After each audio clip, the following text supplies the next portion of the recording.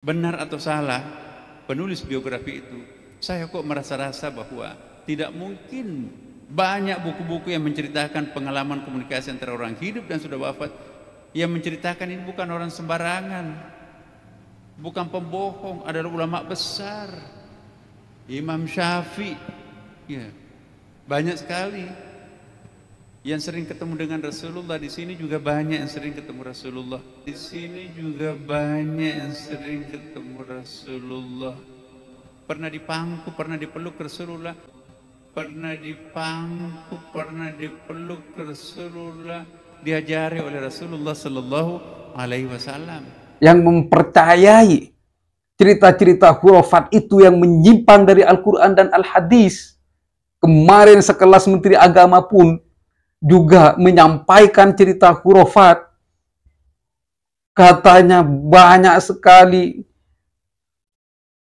dari cerita-cerita haul yang kakeknya datang menimang. Astagfirullahaladzim. Baginda Nabi datang ke sini. Ini sekelas Menteri Agama. Ini sekelas sosok yang bertitel Profesor Doktor. Ini masih terkontaminasi dengan cerita khurafat. Apalagi yang awamnya. Begitu teman-teman. Jadi kalau orang sudah dimabuk khurafat, maka dia itu akan mendem khurafat dan tidak akan percaya terhadap Al-Quran dan Al-Hadis.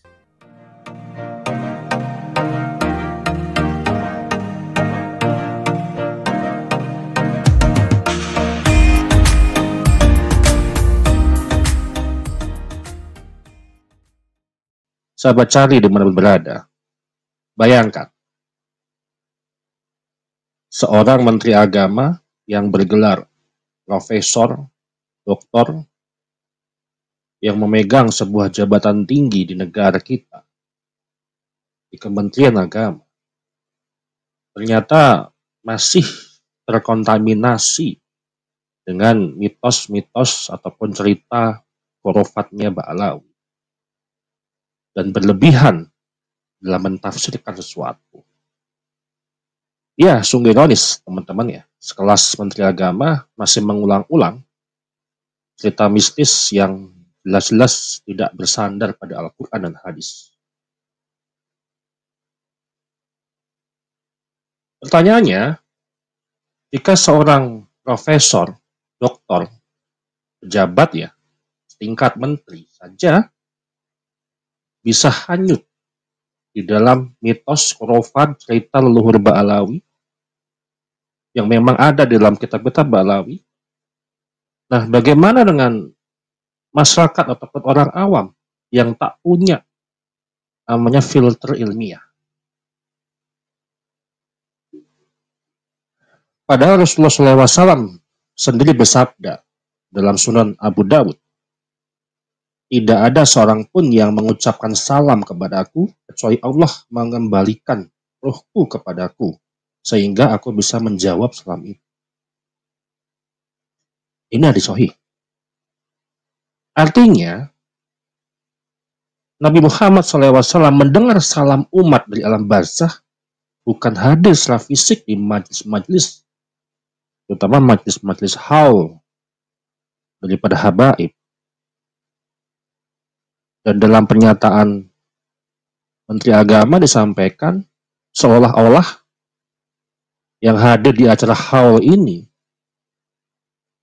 pernah bertemu dengan Rasulullah SAW. Diajarkan sama Rasulullah SAW. Dipeluk dan sebagaimana yang disampaikan di video pertama tadi.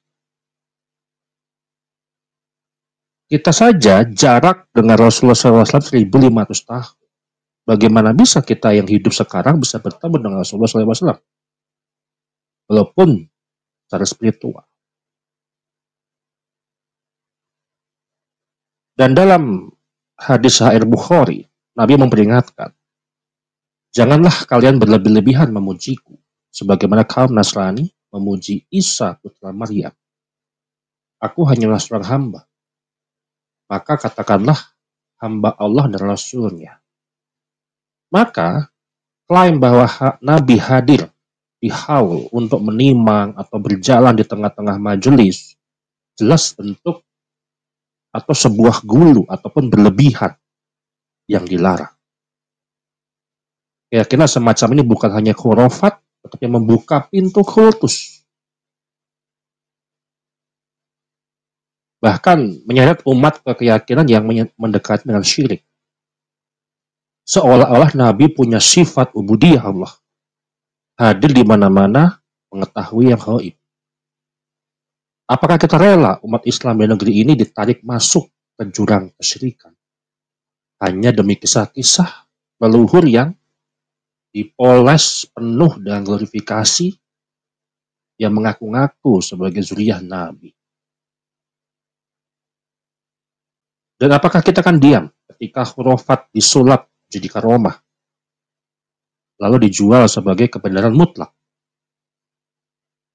Nah, ini saatnya kita bongkar, saatnya kita kita bedah secara literasi, dan kita tanyakan dengan kritis. Apakah agama ini masih berpijak pada Quran dan Al-Hadis?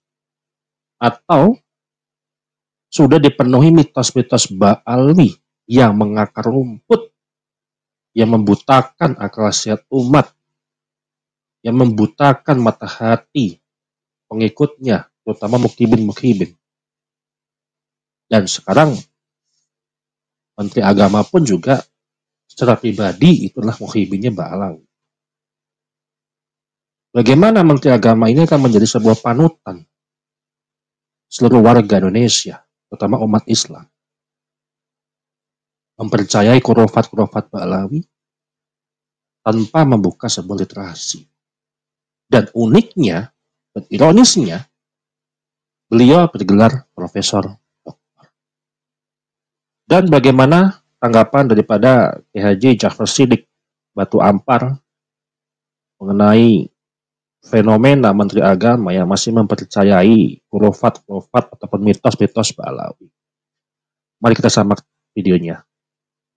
Dasar keilmuan dan bukti keilmuan dari cerita perjalanan malam dan Mi'raj baginda Nabi besar Muhammad Sallallahu Alaihi Wasallam. Begitu teman-teman. Kalau Mi'rajnya pakai muqaddam, bawa apa? Bawa hikmah, bawa apa? Nggak ada. Hanya cerita halu yang selalu diteriakkan oleh anak cucunya untuk apa? Untuk mengglorifikasikan para leluhurnya, yaitu si faqih muqaddam.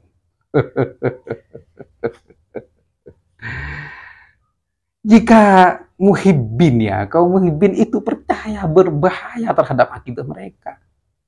Kaum muhibbin mempercayai cerita khurafat yang menyimpang dari syariat Islam, maka akan menjerumuskan kaum muhibbin terhadap kesesatan.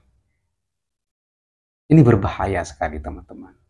Baik, nah, intinya kitab khurafat itu kaum Ba'alawi mana yang menceritakan khurafat, semua kitab kaum Ba'alawi itu menceritakan khurafat.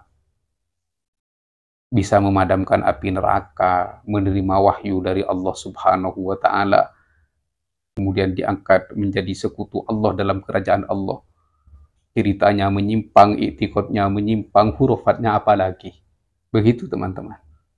Jadi kalau ini dibiarkan, ini sangat berpotensi menyesatkan umat baginda Nabi besar Muhammad Sallallahu Alaihi Wasallam. Apalagi didukung oleh para kaum muhibbin.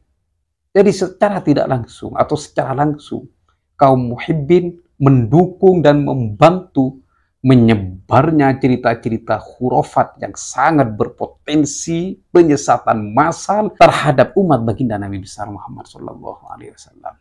Hasbunallahu ni'mal wakil. La haula wa la quwata illa billahil aliyyil azim.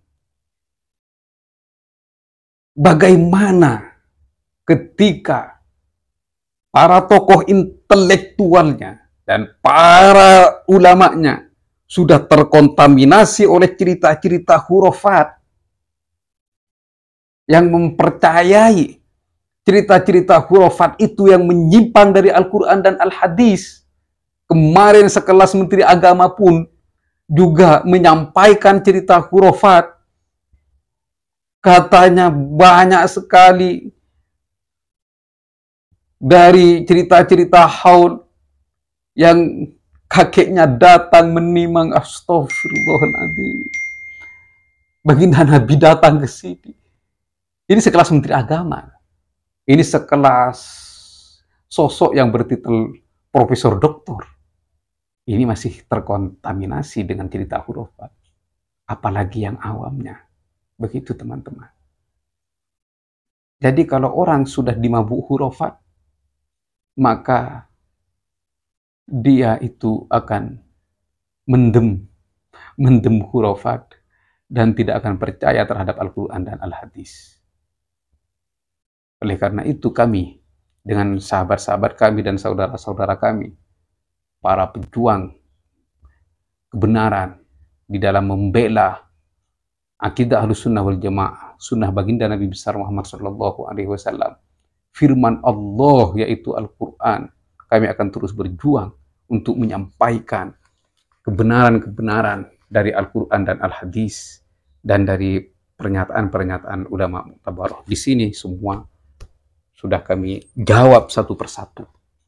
Argumentasi-argumentasi kaum Ba'alawi yang membenarkan hurufat dan yang menganjurkan hurufat bagian dari akidahnya dan bagian dari agamanya.